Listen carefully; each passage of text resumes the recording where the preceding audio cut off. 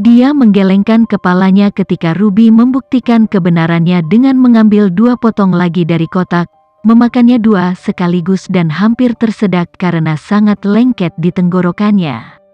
Dia membuka mulutnya untuk berbicara tetapi segera menutupnya ketika dia melihat kakak laki-lakinya memberinya tatapan peringatan. Ruby Tan memutar matanya ke arahnya. Dia selalu khawatir tentang citra publiknya karena pekerjaannya, tetapi meskipun demikian, dia selalu melakukan apa yang dia suka tanpa peduli dengan citra publiknya. Dia mengeluh di kepalanya tentang betapa munafiknya dia. Hanya karena dia lahir 4 tahun lebih dulu darinya, dia selalu memarahinya seperti dia adalah orang tua, bukan saudara laki-laki. Setelah menelan makanan, dia akhirnya angkat bicara. Saya alami dalam menurunkan berat badan, hanya beberapa potong tidak ada salahnya. Ruby Tan memprotes, meraih dan mengambil beberapa lagi, memasukkannya ke mulutnya sebelum Livy bisa memburunya. Baiklah, baiklah. Tetapi jika manajermu datang kepadaku untuk menanyakan berat badanmu, aku akan menyalahkanmu.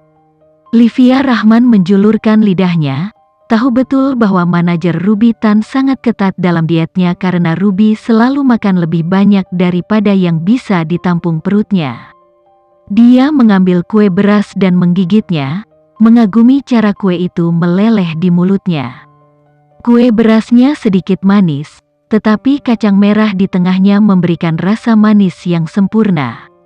Itu sedikit lembut dan lengket, yang membuatnya berpikir kembali ke kenangan masa kecil tentang seorang anak lelaki tak dikenal yang memberinya kue beras. Faron Tan tidak bisa menahan geli dengan olok-olok di depannya. Siapa yang tahu 2 wanita yang sangat kaya dengan sosok kurus mereka akan menjadi sangat pelit dalam hal makanan dan makanan ringan? Apakah ini yang membangun persahabatan mereka? Menjadi rakus kecil dan kekanak-kanakan? Setelah menghabiskan sekotak permen dan sarapan yang lezat, Ruby Tan harus pergi untuk pemotretan lagi. Tetapi sebelum keberangkatannya, dia menetapkan tanggal ketika dia bisa tidur di rumah Livy-nya untuk mengejar hal-hal yang dia lewatkan saat berada di luar kota. Sekarang dia telah membuat keputusan untuk mendukung hubungan mereka. Dia menjadi pusing memikirkan cara mencari tahu bagaimana sahabatnya berhasil membawa Raja Iblis dari saudara laki-lakinya ke tempat tidurnya. Ketika Livia Rahman mengucapkan selamat tinggal kepada Ruby, dia tahu sudah waktunya untuk menghadapi gajah di dalam ruangan. Dia masih bisa merasakan tatapan penasaran Faron Tan menciptakan lubang di jiwanya. Dia telah mempelajarinya dengan sangat seksama sejak dia bangun sehingga dia bertanya-tanya apakah dia bisa membaca pikirannya saat ini. Menutup pintu, dia enggan untuk berbalik dan menghadapi pria yang mengintimidasi yang duduk di sofanya. Bahkan sekarang saat dia berdiri menghadap pintu, dia tahu pria itu masih menatapnya. Faron Tan adalah orang pertama yang angkat bicara. Jangan coba-coba menunda pembicaraan ini.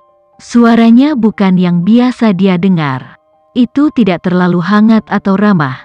Sebaliknya, itu terdengar jauh dan acuh tak acuh. Sedingin es seolah-olah dia sedang melakukan transaksi bisnis atau berurusan dengan bawahannya. Untuk beberapa alasan, dia tidak menyukai cara pria itu berbicara padanya. Tapi kenapa suara ini terdengar begitu familiar? Mengapa dia merasa seperti mengalami perasaan deja vu dan bahwa pada suatu waktu, dia berbicara dengannya dengan suara yang terpisah dan tidak simpatik? Dia ingat percakapan mereka di rumah sakit. Suaranya di sana dipenuhi dengan kekesalan, tapi itu diwarnai dengan kekhawatiran dan perhatian. Bahkan di perjamuan, ketika dia membesarkan Yofran Tan, tidak ada rasa menyendiri dalam nada suaranya. Berkedip perlahan, dia merasakan tarikan di hatinya. Dia tidak pernah menyadarinya sampai sekarang, tetapi sesuatu tentang dia membawa kembali rasa keakraban. Seolah-olah pikirannya ingin bernostalgia tetapi ingatan yang ingin dia tarik keluar dari genggamannya. Tapi apa itu? Apa yang otaknya coba paksa untuk mengingatnya? Ketika dia mencoba memikirkan apa itu, jantungnya mulai berdebar kesakitan seperti biasanya. Rasanya seolah-olah ingatannya sendiri dikunci darinya oleh sesuatu atau seseorang. Dan dia tidak tahu mengapa hal itu disembunyikan darinya. Berdiri di dekat pintu tidak akan menunda pembicaraan ini. Varontan angkat bicara setelah menyadari dia terpaku di tanah. Dia tidak bergerak 1 inci pun dalam beberapa detik terakhir. Dia bertanya-tanya apakah ada sesuatu yang salah? Benarkah? Aku berharap 1 jam akan berlalu saat aku berdiri di sini dan agar kamu akhirnya menyadari bahwa kamu telah memperpanjang sambutanmu. Livia Rahman menjawab, berbalik dan menyilangkan tangannya. Dia mengerutkan kening pada postur percaya dirinya. Dia bersandar dan duduk di sofanya seperti dia adalah tamu dan dia adalah pemilik kondominium ini. Dengan 1 kaki disilangkan di atas yang lain, sebuah lengan tersampir di sofa, dan yang lainnya bertumpu di pahanya, sulit untuk menyangkal karismanya. Sofa itu lebar, namun kehadirannya memenuhi seluruh sofa. Ditambah dengan cahaya pagi dari jendela yang berkilauan, dia tampak bersinar seperti kaisar yang agung yang duduk di singgasananya. Apakah dia harus terlihat begitu rapi dan ramah? Tidak ada yang akan berpikir bahwa dia adalah raja dunia bawah yang kejam. Dia benci bagaimana dia tampak begitu fotogenik dari setiap sudut bahkan tanpa berusaha. Apapun dan semua yang dia lakukan membuatnya terlihat sangat anggun. Gentan benar-benar memiliki keajaiban. Haha, lucu sekali. Dia dengan datar menjawab, hampir memutar matanya melihat bagaimana dia berperilaku. Dia tahu dia jelas berusaha mengulur waktu. Terima kasih, saya juga merasa sangat lucu. Dia mendengus, membalas komentar mengejeknya dengan salah matanya. Ujung bibirnya berkedut geli. Dia tidak akan mundur dari pertarungan, bukan? Keras kepalanya tidak memiliki batas. Dia tahu fakta bahwa dia bisa dengan mudah memukul wanita seperti dia. Namun, dia tidak bisa memaksa dirinya untuk menghancurkannya.